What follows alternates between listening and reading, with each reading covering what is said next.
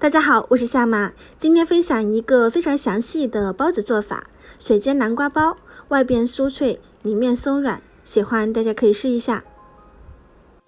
趁你们不注意，已经把南瓜切成片，上锅蒸熟。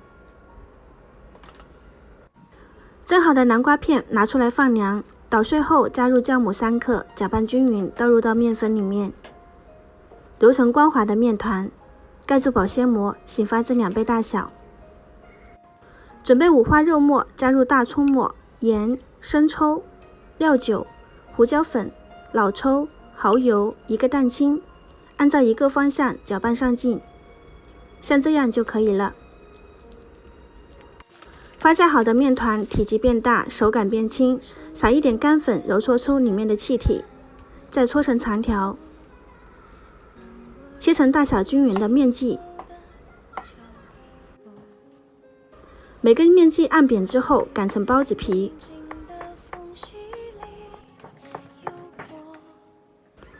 包入肉馅，捏出折花。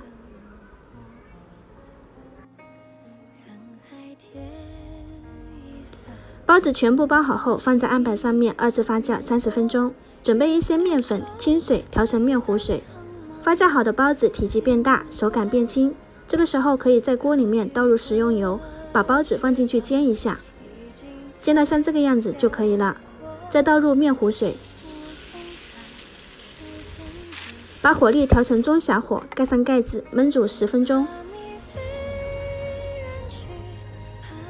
可以看到汤汁已经收干，开盖看一下状态，按捏反弹快，代表里面已经熟透。出锅前撒一点葱花就可以了，好看又好吃，外表非常的酥脆，里面松软可口，喜欢可以试一下。我们下期再见。